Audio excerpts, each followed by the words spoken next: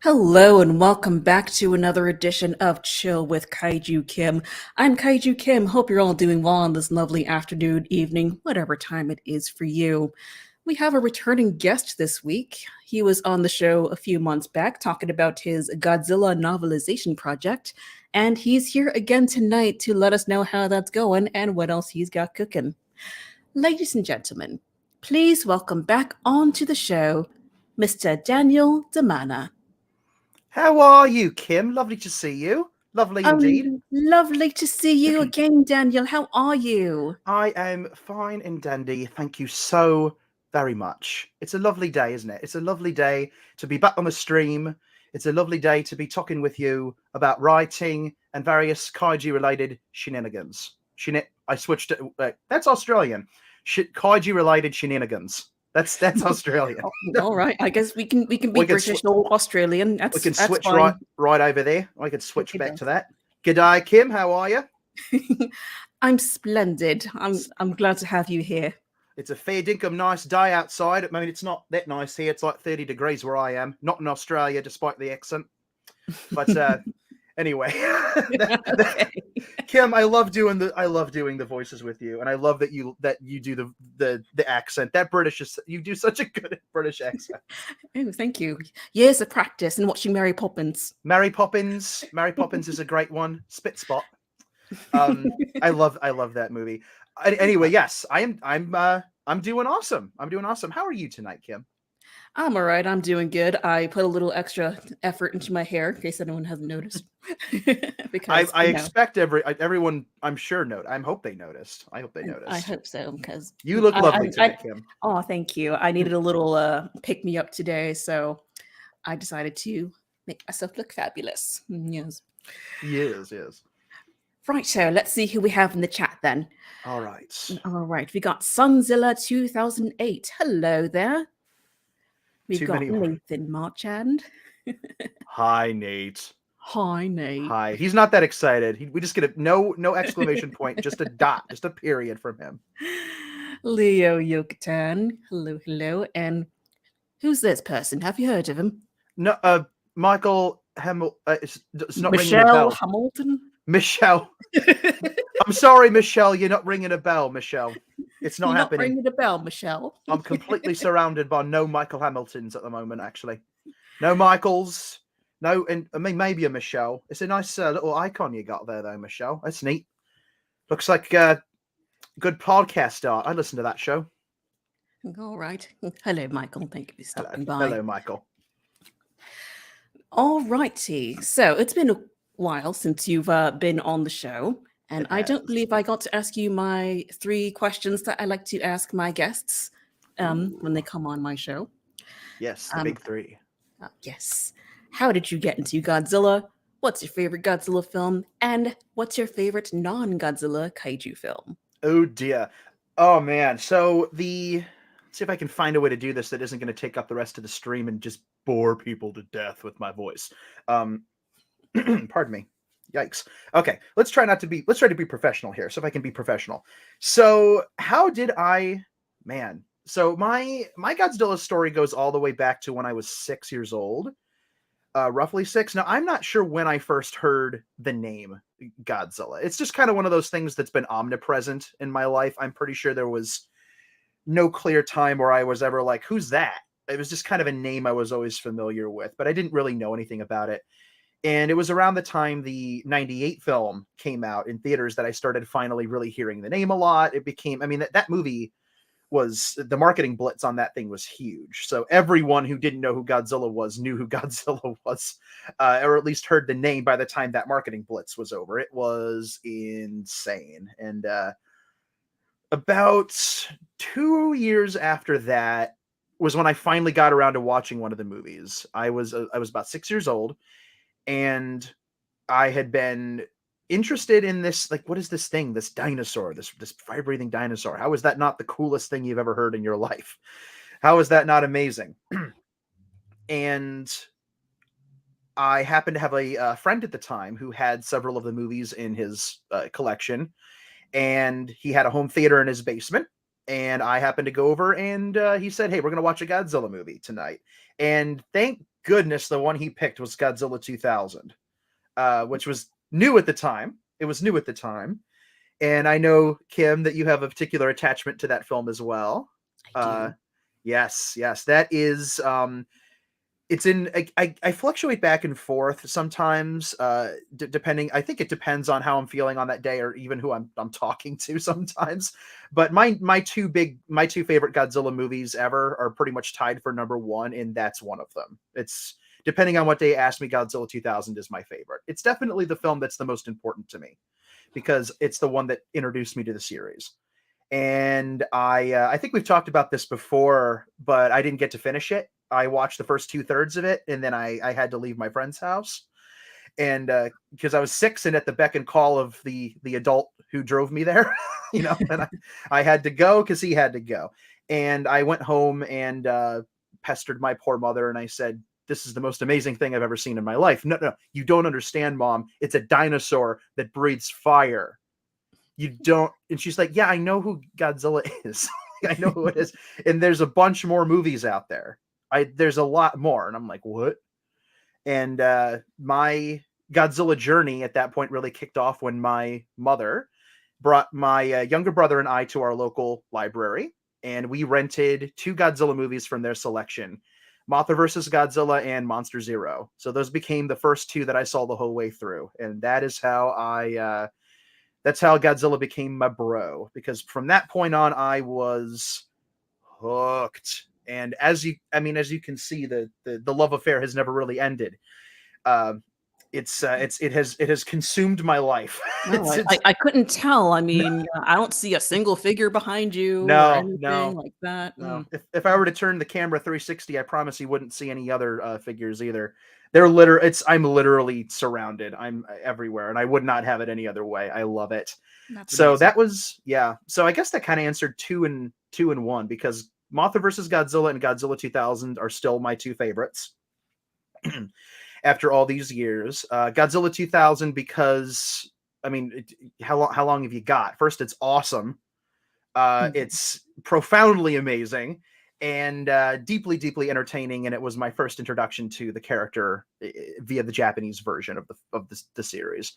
And Mothra versus Godzilla for the same reasons, but it wasn't until much later that I discovered that people really, really put that film on a pedestal as one of the best of all of the sequels, just on a purely objective level.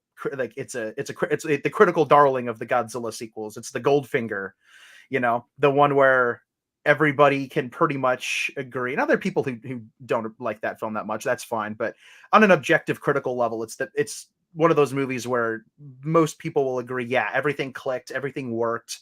Mothra versus Godzilla is amazing. Godzilla 2000 is her. I mean, listen. You could do worse. I mean, honestly, I could. I mean, I am engaged to an actual human, but I don't know. I think he would understand if I left him for Godzilla 2000. No, I'm joking. Oh no. It's all jokes. She's not serious. I love you, honey. That's adorable. Yeah. If it's gonna marry an inanimate object. I mean, why not a DVD of a monster movie or any movie? We can make it work. We'll have our differences, but we can make it work. I'm sure there's at least one state where that's legal. I'm not sure which one, but I'm in love with my DVD. We'll figure that out later. Yes, that's for Google. Maybe not. I don't want to know. Alrighty. Did we cover all 3 questions? I think we covered all 3 questions. Which one's it? Oh, non-Godzilla. I didn't answer non-Godzilla. Yes. That's a trickier one because there's just so darn many of them. And it starts to, I just love so many that it starts to tread into, like, is this or is this not a kaiju territory, which is a can of worms I will not open on your show because wars will break out. And this is a positive space, so we're not going to do that. But Yeah, not so much. I'm gonna say, okay, I'm gonna cheat and I'm gonna leave Japan for a minute, and I'm gonna go back to I'm gonna say the 1933 King Kong, Okay. which some people would call that a kaiju movie. I don't know if I necessarily would, and perhaps retroactively it would be, but it's a giant monster movie. It's intrinsically tied with Godzilla as a character, and it is a contender for greatest film of all time. The original 1933 King Kong is a masterpiece from beginning to end. It is about as perfect as you can make a fantasy film. It's groundbreaking. It looks great. It sounds great. It's just a majestic piece of art, really. So I'll say probably that one. I mean, in terms of the stuff like actual Japanese stuff, that's harder because I don't know if I could pick just one favorite because I have a deep connection to the original Rodan and Mothra, and I love Frankenstein Conquers the World. I've seen King Kong Escapes more times than I think probably most humans have seen that movie, because I adore it to pieces. I love the obscure stuff, because once you start getting past like War of the Gargantuas and Mothra, I'm also a big fan of Varan. I know not a lot of people dig Varan, but I like that. I like that film. I like that film quite a lot. I like the monster more than the movie, but I think that's pretty much a universal opinion. But I Yeah. don't I don't dislike the movie at all. I quite love it actually. But I don't know. It's for the Japanese stuff. It's hard to pick one, so I'm gonna say King Kong because I'm just going to. I'm just gonna say Solid King Kong. choice. That's a Yeah. solid choice. That's a very good movie. I've Hmm. seen it. I've seen it like a million times. It's like a Oh yeah.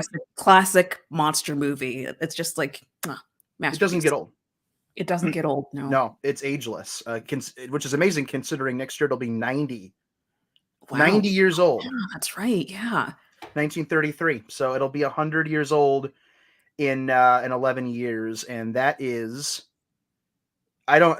There's only so far I can push my brain to think about that one right now. That's Yeah. some temporal nonsense there. That's crazy. But Time is a weird thing. time is It's a a weird weird thing. flat circle, is what it is.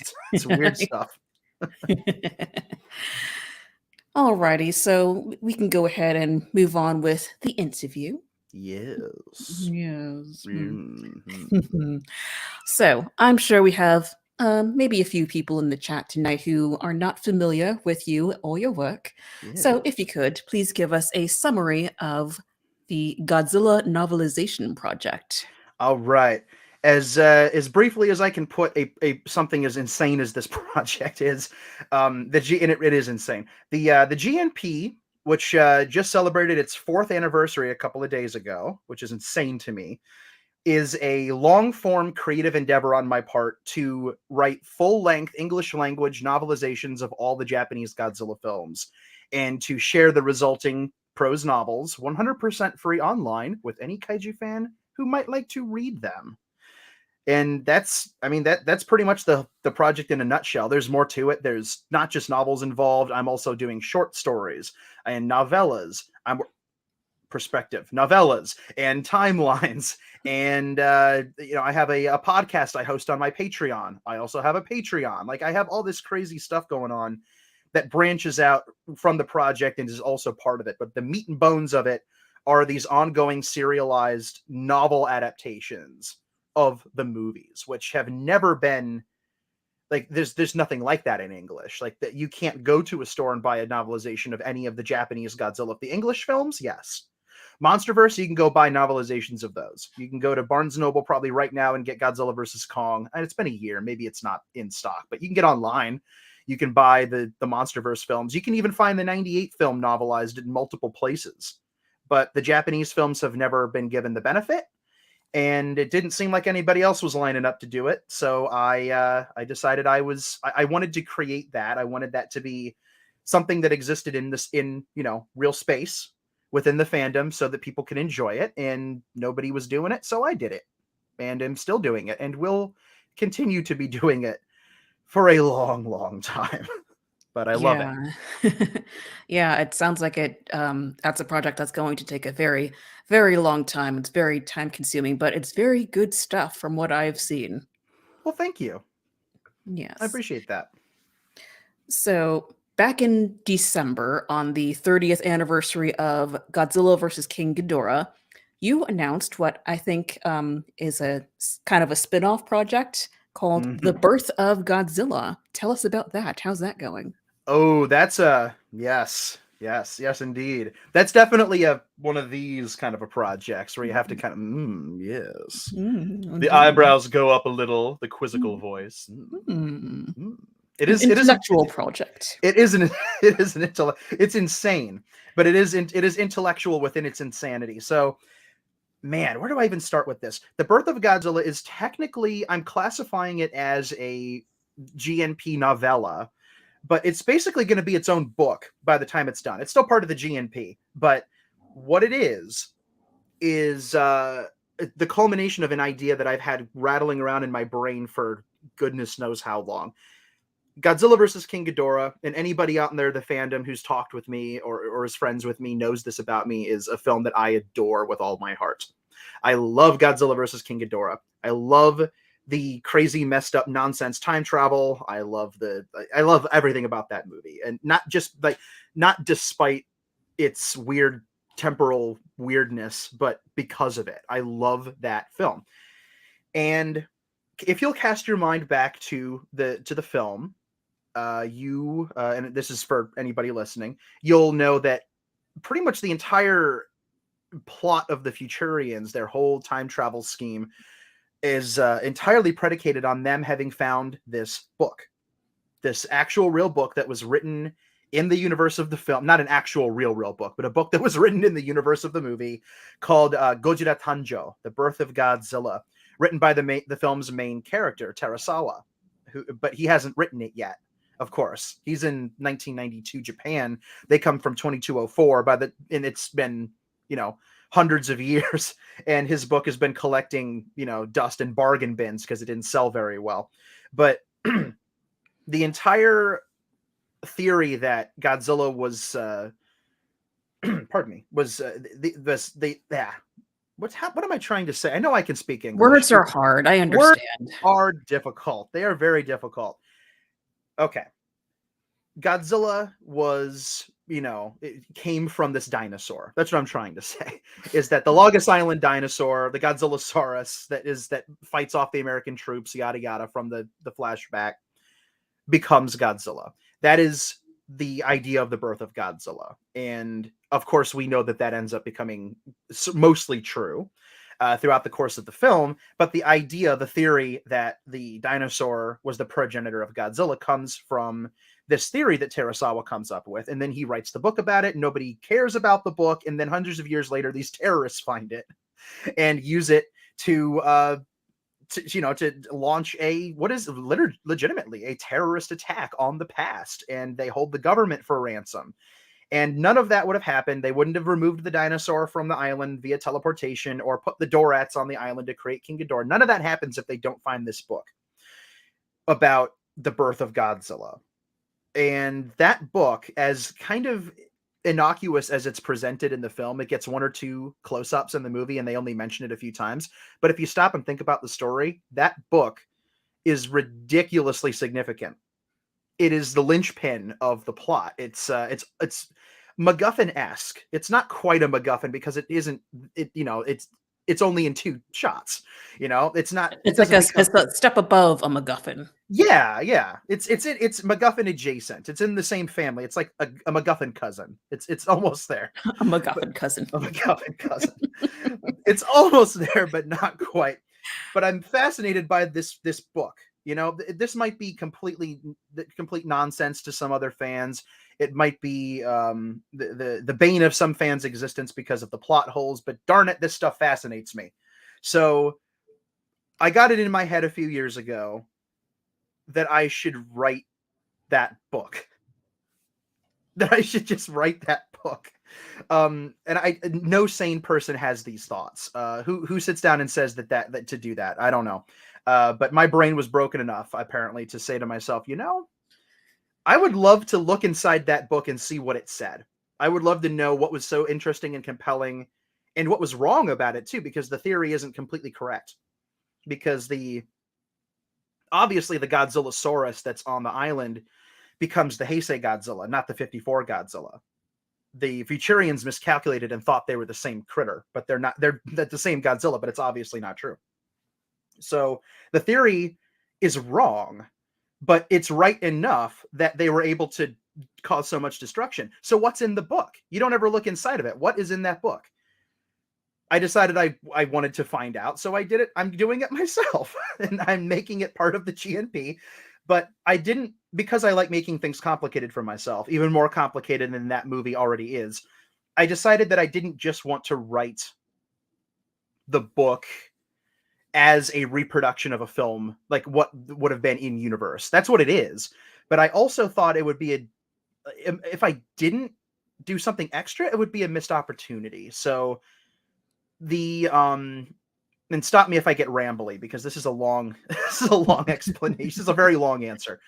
But thank you. But in a nutshell, the Birth of Godzilla book to me isn't just the story of a MacGuffin or MacGuffin cousin that transforms the world and leads to all these time travel shenanigans. It's also the story of the man who wrote it, Kenichiro Terasawa. Because if you think about it, this is a book that has to exist in order for history to be fulfilled. Terasawa doesn't start writing the book until after he's had his time travel experience. Like, the dude literally gets handed a book that he's only beginning to research at the beginning of the movie. And he's handed this book, and he's told, and over the course of the movie, he discovers a few things. One, this is a book that I wrote, and I finished it, and it's done. It's out there. It eventually gets published. Two, it's a failure, and nobody cares about it. Poor guy. I think a lot of writers have that fear. So as a writer myself, that's a thing I can relate to. Putting your own work out into the world, and then it just gathers dust in a bargain bin. So that's something that is relatable if you're a writer. And then three, how many fingers? Three. I know how to count. Maybe it leads to death and destruction at the hands of these terrorists, the Futurians, King Ghidorah, etc. But at the end of the movie, after Mecha King Ghidorah drops Godzilla in the water and Emmy goes home and the credits roll, you're still left with a man who has to write this book. Think about that. Think how crazy that is. He knows everything that's going to happen, and he knows that the theory isn't correct necessarily, because it's mostly correct, but it's like maybe 85-90% correct, because the Futurians' plan doesn't work. Obviously, they just end up creating Godzilla anyway, and he knows that's the case. And he also knows that if he writes this book, it is going to end up leading to people dying eventually. It's going to end up leading to tragedy. Imagine being that guy and having the weight of the future on your shoulders, but knowing that in order for history to occur as it's supposed to, in order for the universe to continue existing as a linear time flow, it's a book that has to be written, and he's the guy who has to write it. This is none of these things are explored in the movie. This is all something that my crazy brain came up with because I think about these things way too much. Did he put more thought into this than Omori, the writer-director? Omori-san, I love you and I love your movie, but it's possible. It's possible. Yeah. Sorry, Omori-san. But it is very possible. So as succinct as I can make this summary here, this last little bit of a very long summary, what I have decided to do, instead of just writing The Birth of Godzilla as a recreation of an in-universe artifact, I'm doing that, but I'm not just doing that. I'm also including working notes from Terasawa as he writes it and edits it as he's going through. So it's not just the text of the book, it's also editorial notes and corrections. And it's almost like a working copy of a pre-publication working copy of the book, where he's going in and saying, okay, this theory is too accurate. I have to make it wrong. I can't put in here that there are two Godzilla SARs, even though there must have been, because the 54 Godzilla and the Heisei Godzilla are two different animals. There had to have been another one. But if I do that, then it might change the future, because then they might look for a different Godzilla SAR. So he has to write the book, and he also has to write it wrong in some places, and he has to calculate it based on his knowledge of the future. He has to write the book exactly as it will be read in the future, and he has to write some parts of it wrong, and he has to be struggling with himself, right? Like the idea of But what if I just don't write it? What if I just walk away? Do I have that power, or will the universe self-correct and force me to write it? Do I even have choice? Do I even have a choice? And obviously he ends up writing it. So the question remains, did he even have a choice in the matter? These are all, like I said, these are all questions that the film does not bother to ask. But I asked them, and I wanted to share my crazy thoughts with people. So the version of the Birth of Godzilla that I'm writing right now is part in-universe artifact recreation of the movie prop, basically.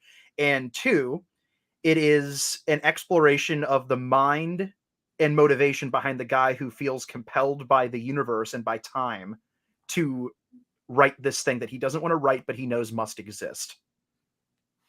That's awesome. You definitely put a lot Yeah. of thought into that. It's So maybe yeah, too much. maybe a little too much, but Maybe. it's amazing. So you kind of have to like get into character, like you have to get Mhm. inside Terazawa's mind to really get the words out there. Yeah. You know what I mean? Yeah, like I have so. to I have to put myself in the position, and I did the same thing when I wrote the Steve Martin report, which is the first short story I did, which was for anybody who might not have gotten a chance to read that yet. That is an adaptation of the original King of the Monsters 56 from the character Steve Martin's perspective, using his narration dialogue. And I wrote it in the form of he gets back to America and he writes his report on what he lived through. And I mean, that's the basic gist of it. And when I did that, I had to get into his head, and I had to think, okay, the narration dialogue only covers some of the moments from the film because I used that great narration, but I just flipped it into past tense instead of present. And then I wrote new dialogue that sounded like the narration dialogue for all of the scenes that he didn't narrate in the movie. And I had to put myself into his perspective and think, okay, I'm a reporter in this era. I just saw these horrific things. There's also the shadow of guilt because he's from America, and this is, a decade after Hiroshima and Nagasaki. So how does that play in? And I don't know how much of that reads through in the final version, but for me, I felt like I had to go there mentally where's my hand? I had to go there. There it is. I had to go there mentally to prepare and try to give it my best. So Terasawa is a character that I probably find he has a lot of potential as an interesting character post the story of the movie. Excuse me. So I do have to really put my mind in that position of the weight of the future. Like, how would it feel to be cursed cursed with knowledge? How would it feel to be cursed with knowledge? Do you bury it and walk away, or do you apply it? Do you use the book as a message and write in the fine print? In 2204, there are going to be these crazy people that are going to steal a time machine and create a three-headed dragon. You have to stop them. Like, you'd have to be tempted to do that. So what's going through his brain? Because he knows he can't. The book has to exist the way that they find it for history to be fulfilled. So it is a deep dive into the psychology of a character who was given very little psychology in the movie. So I'm basically creating another dimension to a character that I don't really know. Like, what's the general G-fan consensus on Terasawa from Godzilla versus King Ghidorah? Do people like his character? Do they care? Do they remember? I don't know. I certainly do, though. Obviously, Yeah, obviously, obvious. obviously, you pretty much are Terasawa at this point. Oh, So geez. Oh, man. That I might be. I am Terasawa, everybody. There it is. You heard it here first. You know what I just realized? what's that? Food at last. Oh yay! It's the same. I can be Terasawa and eat my dinosaur noodles. So maybe I am, just like in the movie. So maybe I am Terasawa. You Oh very boy. much are. Yes. Oh, well, I hope if I ever do get an original book out there that I can actually make money on like the GNP, which is a free passion project. Yeah. Pardon me. I hope people buy that book, instead of it going the way of Birth of Godzilla and ending up a miserable, forgotten failure until terrorists find it.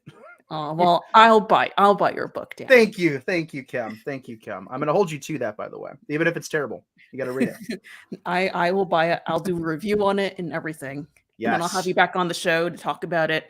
It'll be a great time. You know what? I'm in. Let's do it. I'm now very motivated to get my original stories published one of these days.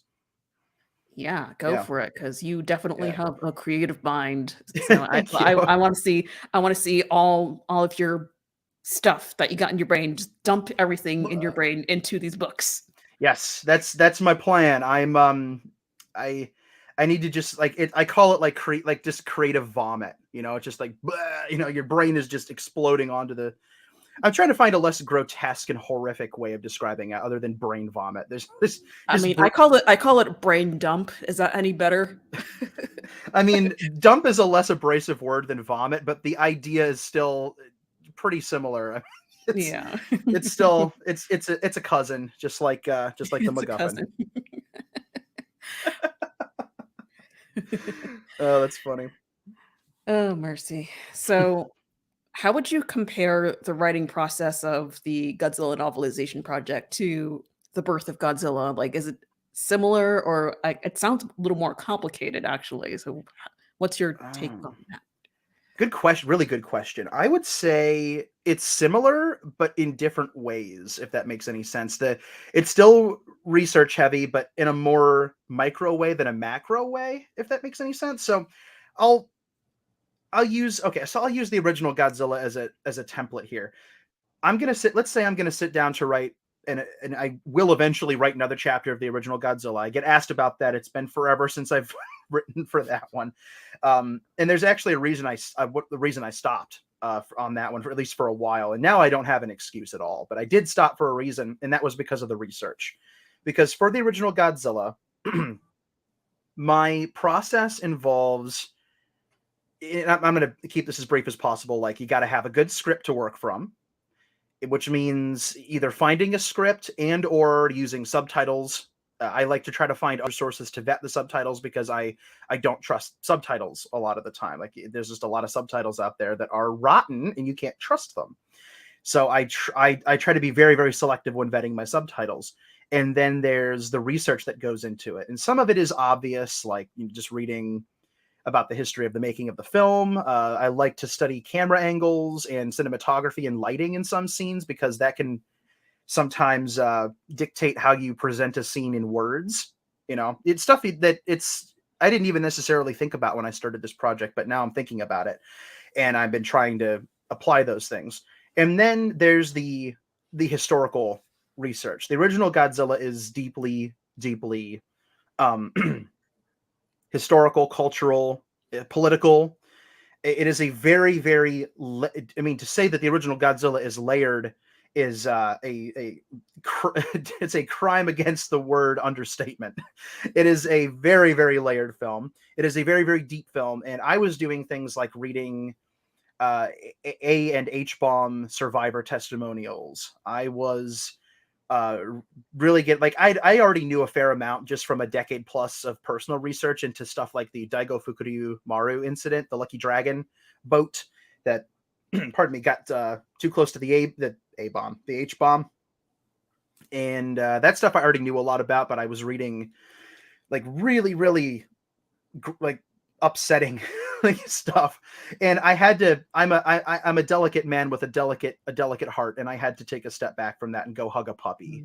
You know, Aw. I'm not kidding. Like, I had to go find something snuggly and let it love me for a minute. Like, I had to, like, I can go. I think we Yeah, all need though. I think we all need that sometimes. Just yeah, find a yeah. puppy or a kitten and just hug it. And Something cuddly, just find a puppy. I live not too I'm about 10 minutes away from my family, and they have 3 dogs. So if I ever have like a bad day, I can just drive over there and like, give me a dog, give me a cat.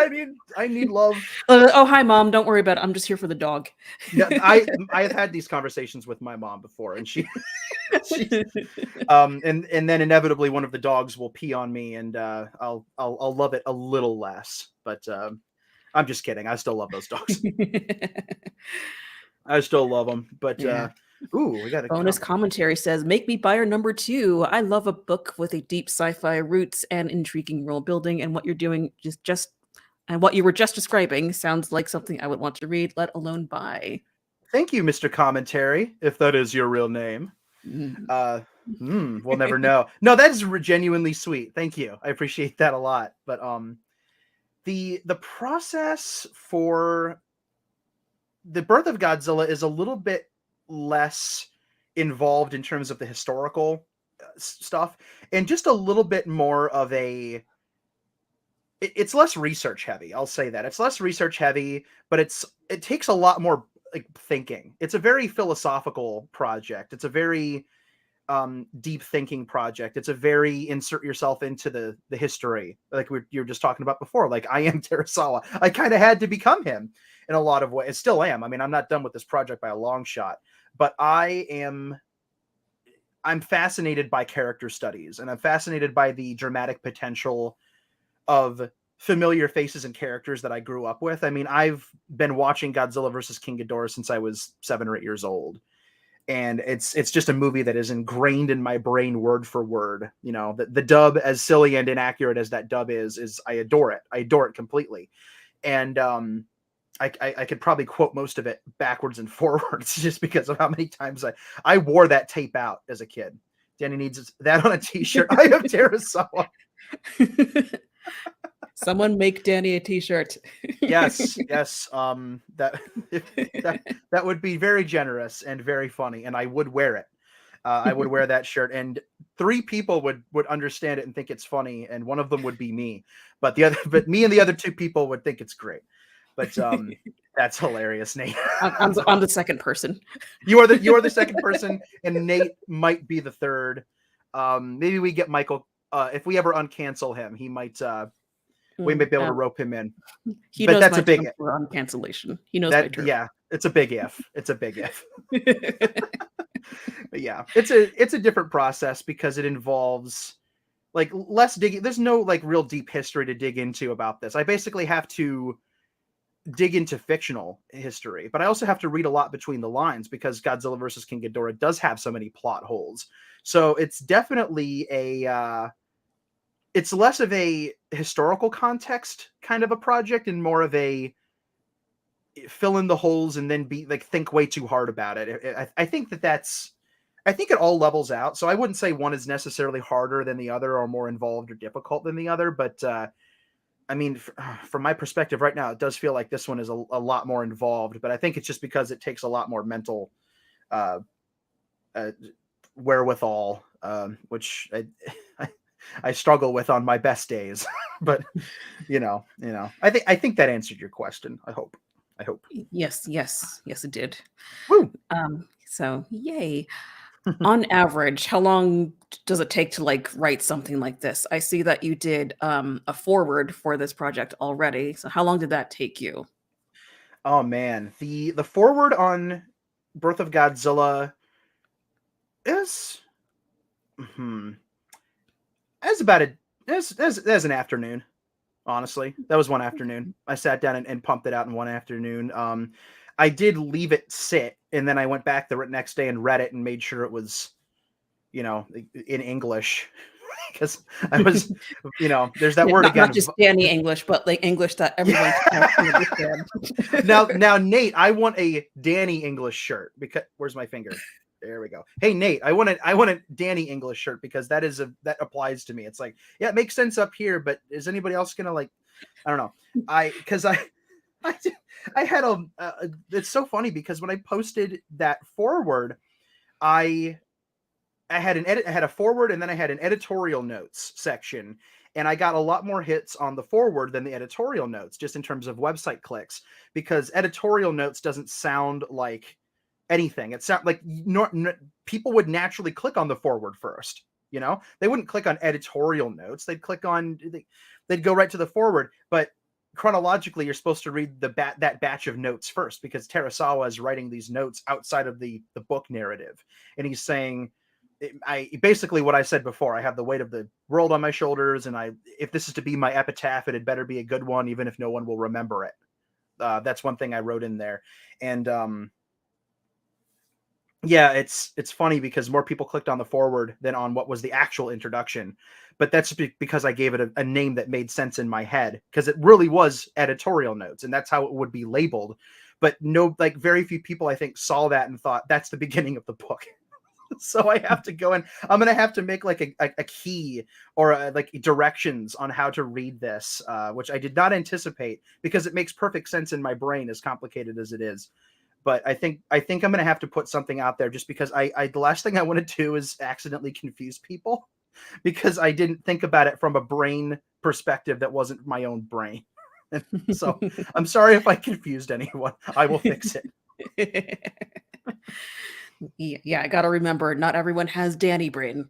Yeah, they might be the lucky ones. Honestly, they might be the lucky ones.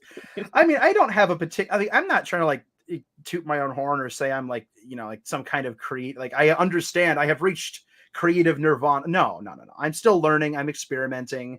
I learn new things all the time. I'm not some kind of expert that has all the answers or has figured everything out. I just think too hard about things and like to have fun with monster movies. And I like to, and sometimes I share those things with people, and sometimes it's not too horrifically confusing. Sometimes, Sometimes. sometimes, Every sometimes. once in a while, like when you're on someone else's show, you dial down the intellectual brain. Well, it depends on the show. I feel like I can be myself and open and explain things on this show because I mean you're gonna get it. The audience, you got smart people out there in the audience. Like I'm not gonna be. At least I hope not. I don't want to confuse anyone. I hope I haven't confused anyone. It is a weirdly complicated project, and I never want to approach it from the perspective of, oh well, if you don't understand it, then you fill in the blank with something horrible and like don't stop that. Just don't Be that. Don't be that guy. don't be that guy. Don't be that that person. Don't do that. Just general advice for the internet. Don't do that. Don't do that. Yeah, just like don't do that. Don't Someone make a banner. Don't do that. It looks like you're using a Jedi mind trick. You Don't won't do be a troll online, Anakin. You won't be a troll. This is the stream you're looking for. This is the stream you're looking for. Yes, yes. Don't move along. You will like and subscribe to Kaiju Kim. And you will too. Yes. Yes. Y'all better. No, I'm joking. Do it. All right. So as you're watching the movies and doing all this research and etc. to gain material for the Birth of Godzilla and the main novelization project, do you find yourself learning anything new or discovering things you haven't noticed before? Oh, absolutely. Absolutely. A lot of the historical stuff, like the history stuff is something that's always fascinated me. And I think I was really primed to start this project in a lot of ways. And again, I don't want this to come across as tooting my own horn at all. I just really have always loved studying these movies and learning about them. And I've been kind of practicing learning kaiju academics since I was maybe 14, 15 years old.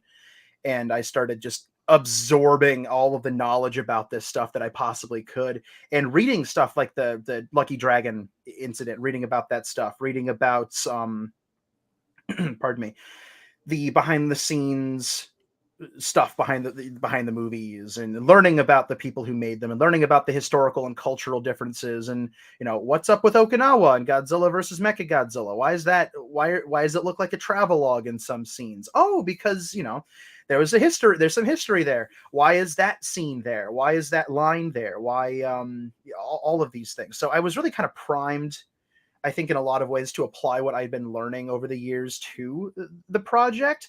But even after having really done a huge nosedive into extra research and things like that, I'm always surprised when I find, not that I find new things. I love learning. There's a lot I don't know. I'm not surprised that I'm finding new things. I'm always very surprised by what I learn, and I love learning new things. I've noticed a lot of things because one of the things that earliest steps for writing a GNP novel is to just put the movie in with a liberal use of the pause button. And I'm going to use this hand from now on. The pause button, so it's not behind this. And just pay attention to every shot. Just study it. Just look and make sure. Just absorb all of the details that I can. Like there are so many background things I found. Like Godzilla versus Hedorah is an excellent example of that because that's still the novelization that the farthest through. and because I love that movie to death, first of all, and I find it such a fascinating book to tackle.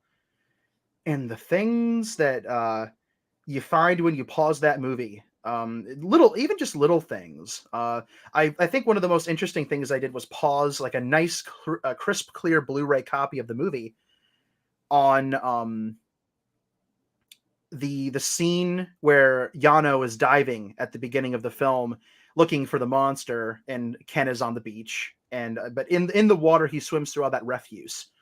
Now, when I was a kid, I the only access I had to Godzilla versus Hedorah was through a tape. I taped it off of the Sci-Fi Channel, and it was grainy and looked horrible, and it was it's not a good print, and it was being beamed to a not great satellite, and then recorded onto this ratty VHS tape. So I never really saw all the details, and I got my DVD, like a nice DVD copy, probably 10-15 years ago now. But even then, actually taking the time to put something in that it's I've seen Hedorah so many times that it's I don't always look up at the screen, like or I'll look at one thing it's that place I've looked every time I've watched it since I was a kid. But when I've been doing the G&P, I've been making it a point to look at the places I haven't been looking. And when I paused that underwater scene and I counted all of the different gross things that were under the water, there's obviously garbage, and I made note of all of it. So if you read the G&P adaptation of Hedorah, I list out pretty much everything as he swims past it. There's a tire, there's like a toy car, I think, I don't remember, and then there are deceased animals under the water, which I'm assuming that they were real, like in the movie. I don't know. I don't want to think about it too much. But there's a dead swan at one point that he swims past, which I didn't see as a kid. It's just like this duck or a swan, and it's just under the water laying there. And I'm hoping it was fake for the movie, but I I hope don't. so too. I don't know. The pollution problem in Japan at the time was so bad that they could have easily taken a camera down there and filmed it, and it could have all been real for all I know. It wasn't. I believe that was mocked up for the film, but it was a reflection of something real. And when you think, oh my God, this guy is so dedicated that he's swimming through a graveyard. It is a graveyard, and it's also a garbage dump. And it really gives you a perspective. And if you put those things into the book as the setting, it makes it more vivid. And it might even, I'm hoping that I can put one of those details into a book and someone will say, wait a minute, there was a what now in that scene? And then they'll go back and watch it and say, oh, I never noticed that. So yeah, I see visual details that I'd never seen before all the time. I pick up on a lot of cultural things. I pick up on a lot of just interesting stuff, a lot of interesting stories. I'll stick with Hedorah for a second, if I may. One of the great mysteries when I was growing up is what was going on with the weird old guys watching the party. It just cuts to these weird old guys in the woods watching the teenagers rocking out with their bonfire. I'm not sure what they had their electric guitars plugged into on the top of a mountain, but what are you gonna Just go with it. Just go with it. Just go with it. But yeah, there's this weird scene with the old guys. And when I was younger, there were so many different like crazy nonsensical theories about what these guys were doing there and what they were. I think the craziest one I read was that they were, they were ghosts they were ghosts from a previous generation, looking at the living people and saying, "You're squandering your life away." It's like judging them. And that's not the case.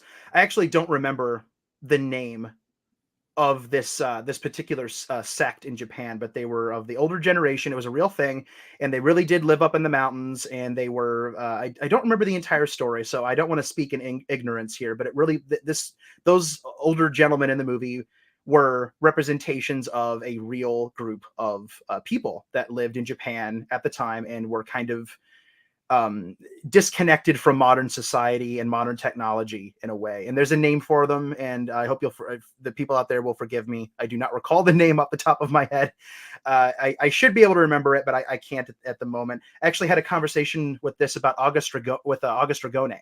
And he's the one who actually answered the question for me, because I was having a conversation with somebody else, and my research had told me that obviously the whole ghost thing, or just random villagers, was not the case. There was something actual very significant and cultural going on, but I wasn't sure what it was specifically. And I mentioned it as a question to somebody else, that's like, what's with those old guys? And I answered it to the best of my knowledge. And then August Ragone jumps in and provides as he does, provides the rest of the context. And it was really, really informative. So I was like, thank you, August. That's great, because you can always count on him to give you the context you don't have. I don't know how he found my comment. I don't know what he was doing, but he found it and answered my question for me. And I have it all saved somewhere so I don't forget it. Obviously tonight I have forgotten the name off the top of my head, but I wouldn't have known that, and now when I write the book, I won't say something silly like, and then there were spooky ghosts, watching spooky ghosts watching in the distance, like this. No, accuracy and respect above all for this. And if I have to know, I also want to know, like, just as a person who considers himself very, very invested in this genre, to the point of, really studying the history and, wanting to know as much as I can. I want to know these things for myself, but anything I can take and put into the books to make them accurate and respectful, then it's going in the book. It has to, so yeah, I have learned a lot. I have learned a lot. It's been fun. I like learning new things about this stuff. It's great. That's awesome. That's amazing. So I do have one more question, but before I ask it, I just want to remind people in the chat, if you have a question for our friend Danny, please do leave it in the chat, and we'll be sure to address it before we wrap up the discussion. Very good. So last question. So you got the Godzilla Novelization Project, the Birth of Godzilla, and you've also got short stories and novellas related to Godzilla and his fellow kaiju. Is there anything else you're working on, or do you have too much on your plate already? The answer is yes to both of those questions. The answer is yes to both of those questions. So the GNP obviously takes up a lot of my time, and I feel like the last few months it's not really been showing that much, unfortunately, because I've had a couple of months, a couple of just rough months in my personal life. Nothing, like that has like, I'm not sick, I'm not hurt, but I did have two family friends pass away, all very close together. I had another family friend get sick, and then I had my 95-year-old grandmother got COVID, and we were scared about that. And it's just been like one thing after another. So it's been stacking up. So I felt like I haven't done as much. Like, I wanted to have the Birth of Godzilla like close to done by March, and I've only done the beginning. So if that shows you how slow things have been, but going into the rest of the year, I mean, I also started a new job in the middle of all that. So I interviewed and started a new job. Like, the hands again. I interviewed and started a new job. There it is. this thing. And yes, yeah, I'm gonna have to. It's like lower it, or like adjust the position. I'm gonna have to. Can you still hear me? Yes. Okay. You know what? That's. Hi. Hello. Hello. That's I'm doing that. Now you can see more toys, I guess, too. So in addition to all of that nonsense, I have, and by nonsense I mean the GNP, not personal problems, personal tragedies. That's not nonsense. But like, just aside from the GNP, I have also been working with Kaiju Ramen Media, which has been super duper cool. Over the last few months, I edited several of the issues of Kaiju Ramen magazine, and I have written articles for 3. Is it 3? Or is it going to be 4 of the 5 issues? I'm losing track. But I have an article that I finished up for the new issue that's coming out, and it's an Ultraman article. I'm very excited about that. It is a beast of an article for, thank you, Michael. Yeah, the short story, the Harryhausen, and the the one, the other one. I, And the other one. Okay. Oh, that I'm one. Okay. And I've that one's my obvious favorite. Yeah. yes, me too. I've obviously lost my mind. But yeah, the Harryhausen article is going to be in issue 5. Not Harryhausen. I'm very tired. The Ultraman article is going to be in issue 5, and it's a beast of an article. And that took me a while to figure out. And I've mentioned it elsewhere, but this Ultraman article is going to be an introductory article for new fans who are discovering the Ultraman franchise, because there's been this huge explosion of Ultraman. And I am so excited because I've been a huge fan of Ultraman for ever and ever, and these new DVDs and Blu-rays are bringing in more fans, which is super cool. but the problem with Ultraman is that it's just so huge.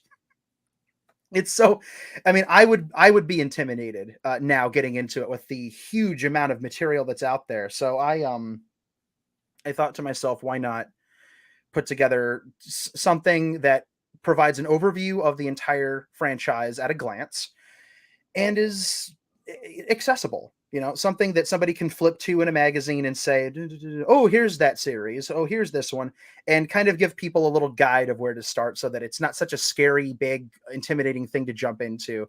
And more Ultraman fans, more people will be comfortable with it, more people will be happy and want to learn more and watch the series. It is such a great series. I love Ultraman to death. So I've been working on that. I also have a Godzilla versus Gigan article that's going to be published here on the Kaiju Ramen website here pretty soon. So I've been working on that. And I'm on tap to do several more Kaiju Ramen media articles online. I'm on tap to do another short story, an original piece of original fiction for upcoming Kaiju Ramen projects. And yikes. Then on top of that, 2 years ago, I worked with my my good buddy Robert Montserrat to translate the original 1954 Shigeru Kayama Godzilla novelization. So that was a whole other writing project that has its own website. Go look up Project Kayama if you want to read this thing out there. And my gosh, on top of all of that, I'm also quietly in the background, finally, after years of putting it off and, excuses, blah, blah, blah, I'm finally putting together original fiction that I can publish, and actually earn money off of. Like, I'm actually writing my own personal stories at last. Yeah, which is really, really, yeah, it's going to be really, really fun. I don't have a lot of many beans to spill, as it were, about those quite yet, but I'm hoping to get a short story collection published, probably self-published, so it'll be on Amazon. Not entirely sure how that whole process works, but I know people who do, so I will be talking to them about it and seeing how that goes. But I have lots of ideas, and it's about time I get them out of my noggin and onto paper, or computer screen. Microsoft Word. Yeah, There get them somewhere. And I also have a couple of, and this is all pie in the sky stuff, but I have book ideas, like full novel ideas. I have a full novel I started writing 2 years ago that I put down, and I need to finish that. I have a second novel that's a concept in my head that I'm very, very passionate about, and I want to get that out of my head. So I'm going to have to elongate my lifespan unnaturally to be able to do all this stuff. But the fact is, it feels better to be saying, yes, I'm committed to doing them and actually sitting down and working on them little bit by bit, than saying, yeah, one day, I guess, maybe, and just eventually not doing it and procrastinating, which is my prerogative, is to procrastinate on these things. And, for the GNP, I don't like to procrastinate because by some miracle of nature, I have an audience of people that are interested in what I do, which is just completely humbling. It just blows my mind. It means so much that people ask me when the next chapter is and ask me questions. I just love that. It means so much. But I have resolved to find a better balance And I mean, the last few months have not been great for that because I started a new job and then a bunch of other stuff has happened. But coming out of that, job, family, stuff like that, and then obviously working on the GNP and working on stuff that I can publish. I'd love to see a book with my name on it in a bookstore one day. That's a goal. That's a dream. And a few years ago, I would have said that's ridiculous, but it might still be. But now I feel like I want to try. I want to try to do that. I want to try to make that happen. So that's something else I'm working on. So I'm writing up, down, left, right, sideways, over, under, all over the place. But I love it. And my actual job is creative marketing writing. So I write all the time. I write in my sleep. Like I'm writing all over the place. You'll go to sleep one night and then you wake up in the morning, you'll have written an entire article or something. Oh, please. Oh, that would save me so much time.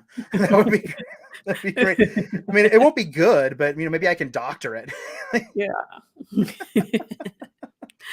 Alrighty, we have a question from Bonus Commentary. I may have missed it, but did any of the comics inspire you? If so, which? Oh, any of the comics? Any of the Godzilla comics? I'm Any of assuming that's the? what he's referring to. I'm gonna say okay, Godzilla comics. Wow. I'm gonna so one of my general rules of thumb when it's come to the GNP is that I have done my darndest to kind of avoid taking too much inspiration from previously written English fiction for Godzilla, like the Mark Cirasini Random House books and stuff like that. And now, don't get me wrong, I've read all that stuff. I've read the books, and I've read all the IDW comics. I have literally right over there. I have original first edition prints of every Marvel Godzilla comic from the 70s. I love that series. I have piles of Godzilla comics. I try not to rely too heavily on them because the last thing I want to do is, even if it's subconsciously, copy it. Like, I don't want to copy it. I want to do my own thing. But there is a lot of inspiration to be had there. And I will say that, oh my gosh, when IDW started doing these books, their first miniseries was Gangsters and Goliaths, which I highly recommend everyone go read that. That was at least in my mind, I thought that was a really, really good mixture of humans that you cared about and this monster plot that was entwined with the human plot. And I really, really liked that. So that's just a comic. I haven't reread it in a while, but it's been on my mind in terms of how to balance those things out with dialogue involved. It's still a visual medium, but it's not a moving visual medium. It's not a moving picture. It's not a movie. But I love that one. Godzilla in Hell is one I think about a lot. And I know that's a very, very popular one. It's kind of an easy answer, but especially that first issue with James Stokoe's artwork, where you actually see him fall down into HE double hockey sticks, and he's down there and he blasts the big sign that says, "Abandon all hope, ye who enter here." And he fights these horrifying Giger-esque monstrosities, and all of these humans that are forming this wave come after. It's the thing. The point I'm trying to make is that there's no dialogue. It is purely visual. And you understand everything that's going through Godzilla's head at the moment. The confusion, the fear. And when you're writing prose for a non-verbal character like Godzilla, it's important to at least see those things in your head and convey them, because it's worth attempting to reverse engineer, because what I'm doing is I'm writing the emotions of the monsters, or at least I'm trying my best to. I'm writing the emotions of the monsters without any kind of visual representation in the book. If you've seen the movie, then you can kind of see it in your head. But even if you haven't seen it, my goal is to try to paint that picture in your mind, right? What Godzilla in Hell does is present the pictures without the words. What I'm trying to do is the exact opposite: words without pictures, and still make it work as good and be as evocative as the comic was. So actually, that is a very, very good question. And I hadn't actually thought about how much I think about Godzilla in Hell and some of those comics when I do this, when I've worked on this project. So yeah, that's a really good question. All right, Thank you. thank you for this commentary. All right, from our friend Nathan. Danny, would you like to be on one of these G-Fest panels? Stupid yet cutting, the underestimated Godzilla vs. Gigan, script doctoring Godzilla vs. King Ghidorah, Kaiju Podcasters Roundtable. Yes, yes, and yes. Yes, I would like to. I would gladly be on all those. Now, okay, 100% Gigan, 100% King Ghidorah. But you see, this is interesting because Nate and I could gab forever about our mutual love of Godzilla versus Gigan, and we have.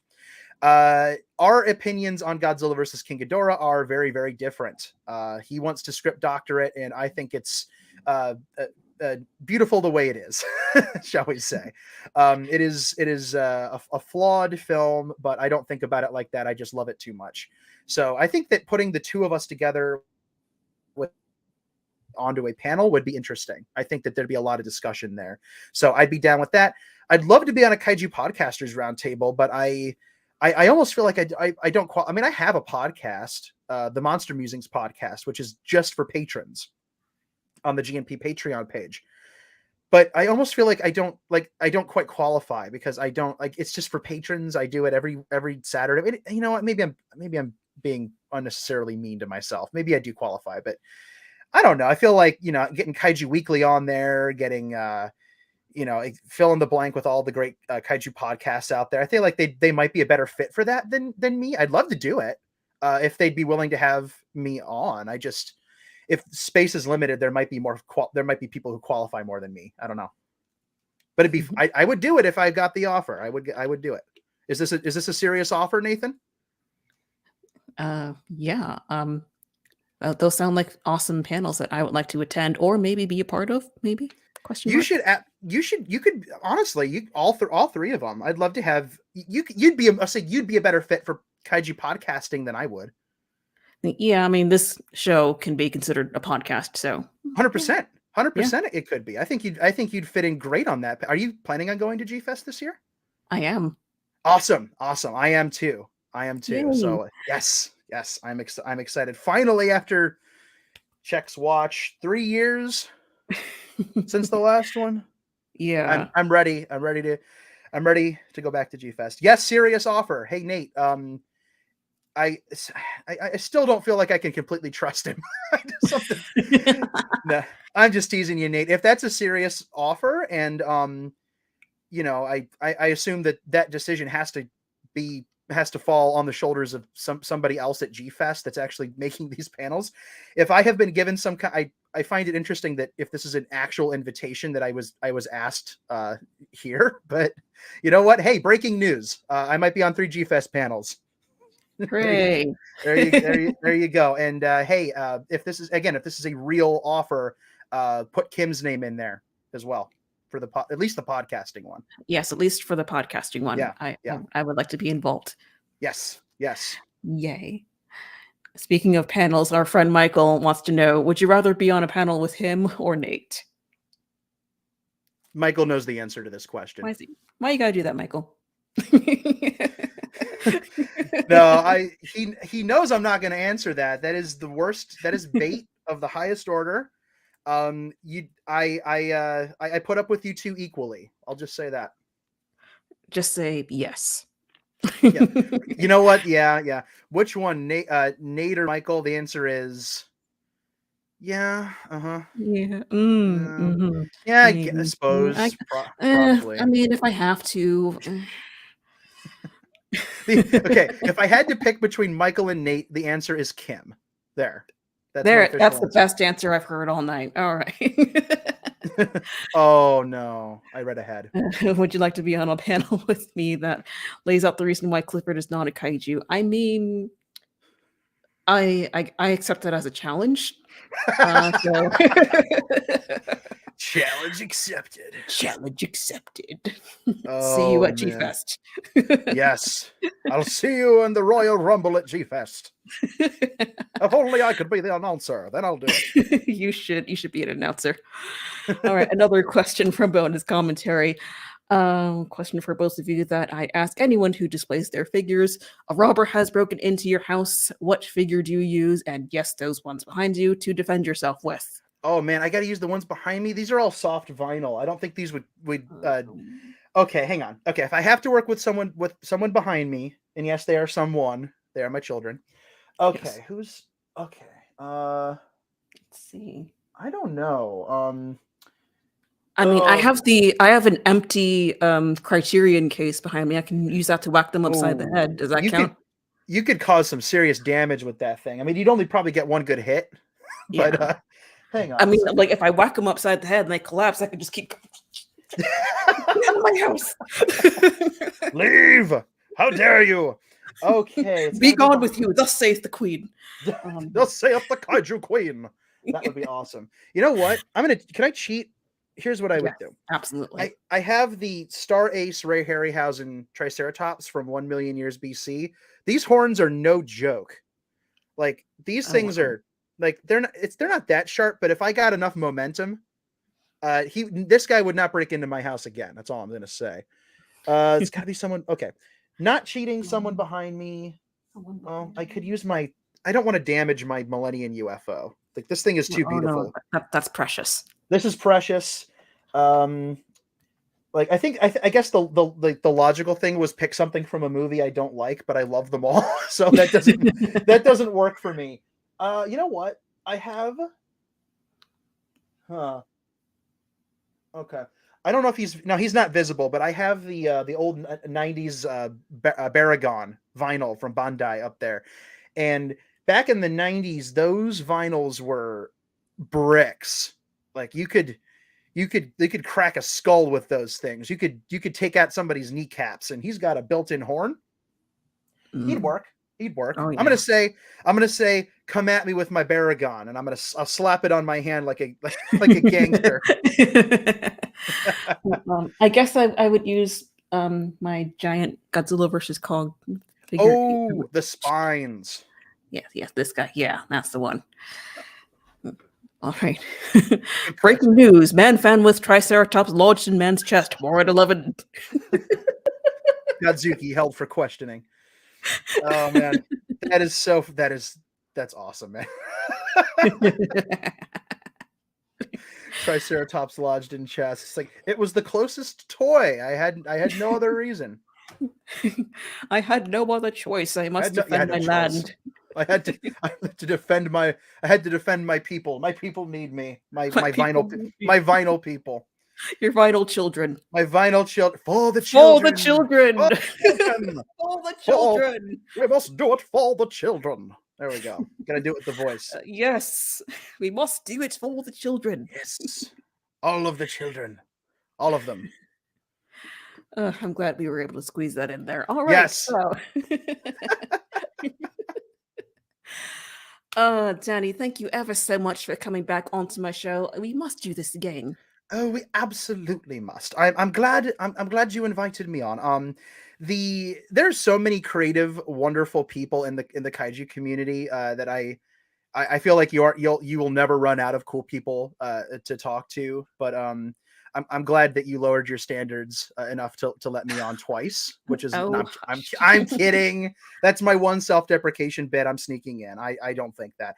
I am so grateful to have been here, and I've mentioned this off air, but your show is one of the things I'm most grateful for, just in general within the fandom.